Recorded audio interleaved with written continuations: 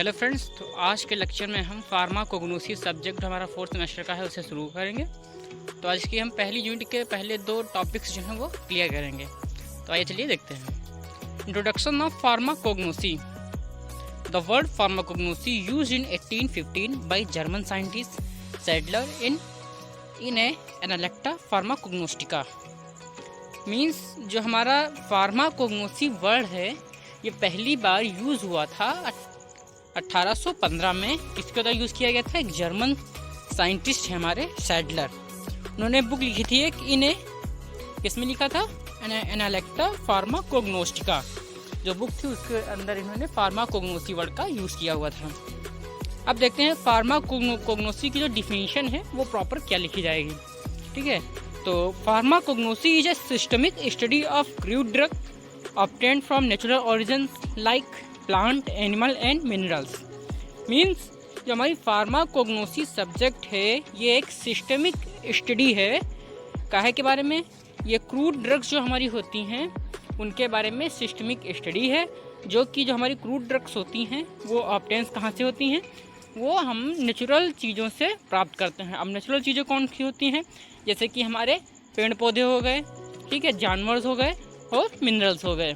इनके द्वारा जो हमें ड्रग्स प्राप्त होती हैं उनकी हम कंप्लीट स्टडी, सिस्टमिक स्टडी करते हैं फार्माकोग्नोसी के अंदर। अब इसमें वर्ड एक यूज हुआ है क्रूड ड्रग। अब ये क्रूड ड्रग्स क्या होती है ये देखते हैं।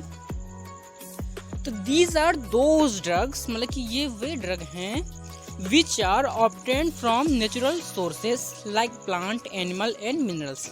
ये हमने पहले ही पढ़ा रखा है। यहाँ पे क्या होता है कि मतलब कि जो क्रूड ड्रग्स हैं वो नेचुरल सोर्सेस से पाई जाती हैं।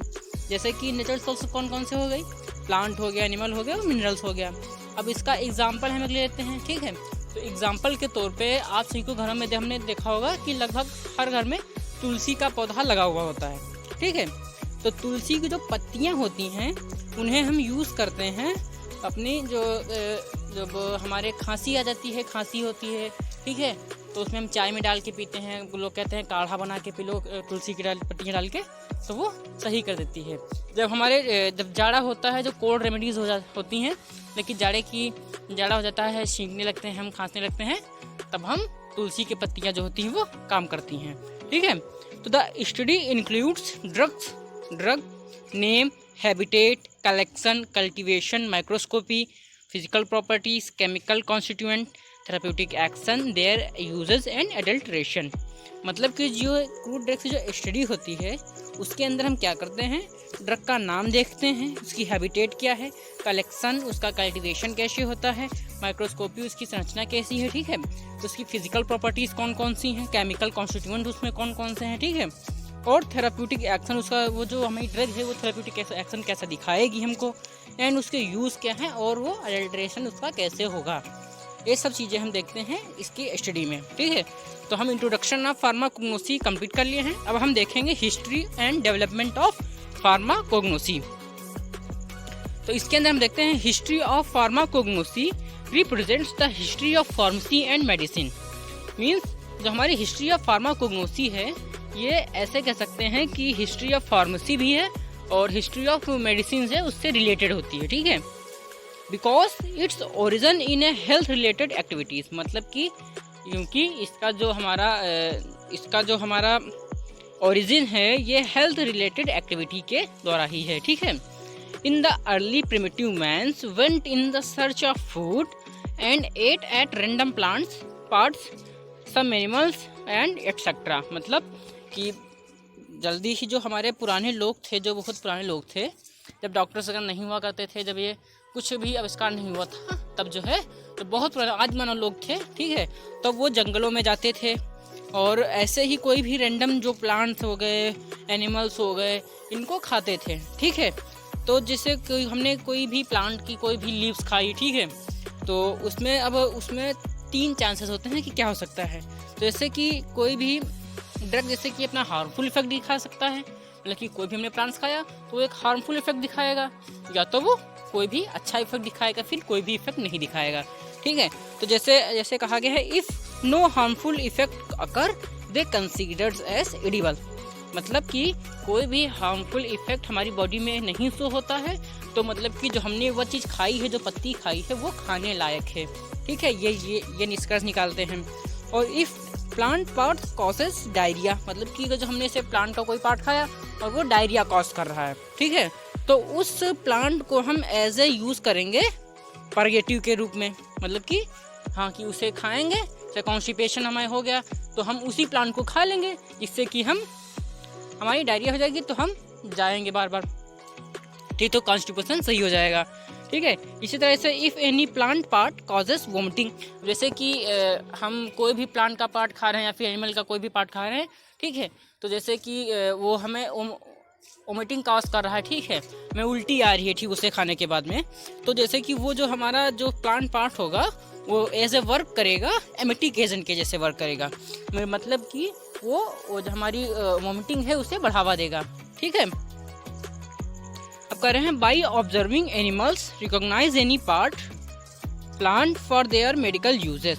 अब उसको वो ऑब्जर्व करते थे और उस पर्टिकुलर प्लांट को या फिर उसकी लीव्स को एज ए किसी भी एजेंट के तौर पे वर्क यूज़ करते थे। ठीक है, तो so the use of plant for medicinal purpose started long before the any form of record. मतलब कि जो हमारा प्लांट है उनका मेडिसिन के रूप में जो उपयोग है, लेकिन जो हम यूज़ करते हैं वो बहुत ही पुराना है, ऐसा कोई रिकॉर्ड नहीं इसका है। ठीक है, कि कब से स्टार्ट हुआ है ये सब। ठीक है, तो इन एंशिएंट टाइम, बहुत ही पुराने समय में, जैसे कि बहुत सारे हमें साइंटिस्ट थे जिन्होंने ये फार्माकोग्नोसी है, ये प्लांट के यूजेस जो हैं, एनिमल्स के यूज जो हैं, ये हम लोगों को बताया था। तो इनमें से एक सबसे पहले हमारे एक वैज्ञानिक थे सेन नंग। ठीक है, इन्होंने लिखा था रोट ओल्डेस्ट फार्माकोपिया, ठीक है, इसका नाम था पेंटियस एओ। ठीक है, पेंटियस एओ। अब इसमें क्या है कि जैसे हमने ये हमारे जो साइंटिस्ट हैं इनका जैसे आप नाम लिख लीजिए, लेकिन इनका कोई सन याद करने की कोई ज़रूरत नहीं है। ठीक है, क्योंकि इतना भी कोई नहीं लिखता है, ये सन इतना इम्पोर्टेंट नहीं है, लेकिन हाँ, साइंटिस्ट जो हैं इनके नाम बहुत ही इंपॉर्टेंट है और इनका वर्क इन्होंने क्या किया था वो इम्पोर्टेंट है। तो जैसे कि हमारे यहाँ सबसे फर्स्ट है सेन नंग, तो इन्होंने लिखा था सबसे वर्ल्ड की ओल्डेस्ट फार्माकोपिया लिखी थी, जो कि चाइना की थी, उनका था पेंटियस एओ। ठीक है, and it consist of 365 drugs such ginseng और सिनामन बार्क। मतलब कि जो इन्होंने फार्माकोपिया, ओल्डेस्ट फार्माकोपिया चाइना की जो लिखी थी, उसके अंदर 365 ड्रग थी, जैसे कि जिनसेंग हो गया, सिनाचेन बार्क, छाल हो गई इसकी। ठीक है, ये हो गए थे। फिर नंबर 2 पे हमारे वैज्ञानिक आते हैं हिपोक्रेट्स। जो हमारे हिपोक्रेट्स वैज्ञानिक थे, इन्हें हम फादर ऑफ मेडिसिन भी कहते हैं। ठीक है, ये फादर ऑफ मेडिसिन के नाम से भी जाना जाते हैं। अक्सर का ये जीपेट में क्वेश्चन पूछा जाता है कि फादर ऑफ मेडिसिन कौन है। ठीक है, तो ऐसे ही हम याद रखेंगे, हिपोक्रेट्स को बोलते हैं फादर ऑफ मेडिसिन। और इन्होंने क्या क्या था, describe human anatomy and physiology, और इन्होंने जो हमारी ह्यूमन एनाटॉमी और फिजियोलॉजी है इसे डिस्क्राइब किया था, मतलब कि अच्छे से बताया था। His literatures consist of 360 medicinal plant like garlic et cetera. मतलब कि जो इनकी लिटरेचर्स थे वो 360 मेडिसिनल प्लांट के यूजेस लिखे हुए थे। ठीक है, उसमें तो जैसे कि इन्होंने अपने जो हम इनके लिटरेचर्स थे उसके अंदर इन्होंने गार्लिक का बताया था, इसी तरह प्लांट के 360 प्लांट्स के बारे में इन्होंने बताया था।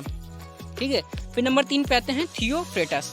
तो जो थियोफ्रेटस थे इन्हें हम बोलते हैं फादर ऑफ बॉटनी।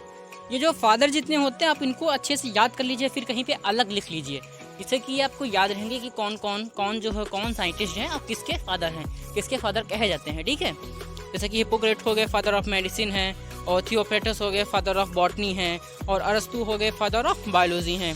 ठीक है, ऐसे ही आप लिख लीजिएगा। तो जो हमारे थियोफ्रेटस हैं ये फादर ऑफ बॉटनी है, और इन्होंने स्टडी ऑफ प्लांट किंगडम, और जो थियोफ्रेटस थे ये एक प्रॉपर स्टडी किए थे, पूरी कंप्लीट स्टडी किए थे किसके ऊपर, प्लांट किंगडम के ऊपर। नंबर 4 पे आते हैं हमारे अरिस्टोटल।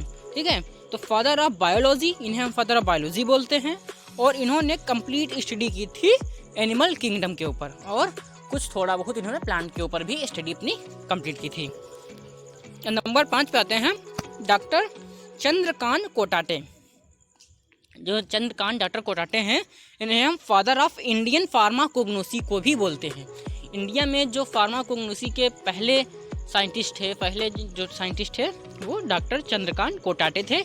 इन्हें हम इंडियन फार्माकोग्नोसी के फादर बोलते हैं।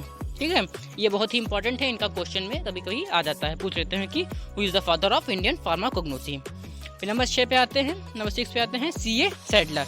अब ये एक पूरे वर्ल्ड के थे, ठीक है, father of pharmacognosy in the world, मतलब कि पूरे वर्ल्ड में C.A. सैडलर जो वैज्ञानिक थे इन्हें हम फादर ऑफ फार्माकोग्नोसी बोलते हैं। और इंडिया के कौन हैं? Doctor C. कांत कोटाटे, मतलब कि इंडिया के डॉक्टर C. कांत कोटाटे हैं। और पूरे वर्ल्ड के कौन से हैं? C.A. सैडलर। ठीक है, तो कंफ्यूज मत होना इनमें दोनों में। तो नंबर 7 पे आते हैं गैलन। अब गैलन जो हमारे थे ये फर्स्ट फार्मासिस्ट थे, ठीक है, और ग्रीक फार्मासिस्ट थे, ठीक है, and he worked on the extraction of chemical constituent from the जो हमारे जो ड्रग्स जो हमारी प्लांट्स वगैरह थी, ठीक है, जो प्लांट्स माना होती थी, यहाँ पे थोड़ा गलत हो गया है, ठीक है, जो मैं प्लांट वगैरह होती थी तो वहाँ उसमें से एक्सट्रैक्शन ऑफ केमिकल कॉन्स्टिट्यूएंट जो होते थे उन्हें निकालने की प्रोसेस को वर्क किया था इन्होंने, ठीक है, उसके ऊपर वर्क किया था। अब देखते हैं आयुर्वेदा ऑफ इंडिया, मतलब कि जो इंडिया की जो आयुर्वेदा है ये कितनी पुरानी है? 1500 BC पुरानी है, ठीक है। तो अब देखते हैं इंडियन आयुर्वेदा में क्या है। तो herbs play an important role in Ayurveda, means जो हमारी जो शाख हैं प्लांट्स हैं, ये बहुत ही मेजर रोल प्ले करती हैं किसमें? आयुर्वेद में। तो the basic Ayurveda writing are at least 200 years old, means जो हमारा 200 साल पहले बेसिक आयुर्वेदा जो था वो लिखा गया था। तो अब इसमें आयुर्वेदा में हम 2 बुक्स हमारी हैं जो कि बहुत ही ज़्यादा अच्छी हैं और बहुत ही ज़्यादा काम की हैं। इसमें बहुत अच्छी तरह से डिस्क्राइब किया गया है सारे प्लांट्स के बारे में। तो सबसे पहले हम देखते हैं चरक संहिता। तो हमारी जो चरक संहिता है ये ओल्डेस्ट है, ठीक है, और ये डिस्क्राइब करती है 582 हर्ब्स के बारे में। ये सबसे ओल्डेस्ट है और 582 प्लांट्स के बारे में बताती है कि मेडिसिनल प्लांट कौन कौन से इसके यूजेस हैं, ठीक है, किस तरह से यूज़ करते हैं उसके बारे में। नंबर 2 पे आती है सुश्रुत संहिता, जो कि नियरली 600 हर्बल रेमेडीज़ के बारे में कंटेन करती है। तो जो हमारी सुश्रुत है इसमें आती है हमारे 600 प्लांट्स, मेडिसिनल प्लांट, जिसके बारे में लिखा हुआ है। और जो हमारी चरक संहिता है इसके अंदर हमारे 582 हर्ब्स के बारे में लिखा हुआ है। अब देखते हैं जो हमारा मॉडर्न इरा है, मतलब कि मॉडर्न जो हुआ था उसमें क्या था, मॉडर्न इरा में क्या है। तो मॉडर्न इरा में isolation of morphine from opium, ये हुआ था 1806 में, ठीक है। फिर निकोटीन ये 1828, और कोकेन 1855, क्विनाइन एंड कैफीन यह था 1820, एंड स्टाइरिचाइन इन 1817, ठीक है। इन 19th century many compounds were isolated and determined, means 19वीं शताब्दी में बहुत सारे कंपाउंड्स थे जिन्हें हमने आइसोलेट किया और डिटरमाइन किया, ठीक है। इन 20th century the drug were isolated from the animal kingdom, particularly hormones and vitamins, means कह रहे हैं कि 20वीं शताब्दी में जो हमारे ड्रग्स थे ये आइसोलेट किए गए थे फ्रॉम द एनिमल्स से, ठीक है, जैसे कि कोई भी पार्टिकुलरली हार्मोन हो गया हमारा या फिर विटामिन्स हो गई, ठीक है, इस टाइप से। फिर है isolation of penicillin in 1928 by Alexander Fleming. अब ये आप लोग जानते होंगे कि जो अलेक्जेंडर फ्लेमिंग थे इन्होंने पहली एंटीबायोटिक खोजी थी, इसका नाम था क्या बोलते हैं, पेनिसिलिन, ठीक है। तो ये आप याद रखें, बहुत ही इंपॉर्टेंट पूछा जाता है कि 1988 में अलेक्जेंडर फ्लेमिंग के द्वारा पहली पेनिसिलिन जो है वो खोजी गई थी। फिर है स्टेरॉइड हार्मोन्स लाइक प्रोजेस्टेरॉन, और ये स्टेरॉइड हार्मोन्स जो होते हैं जैसे कि प्रोजेस्टेरॉन हो गया, ये आइसोलेट किए गए थे फ्रॉम द एनिमल्स के द्वारा, ठीक है, इन 20th century में। तो इसकी हिस्ट्री इतनी ही काफ़ी रहेगी एग्ज़ाम में लिखने के लिए। और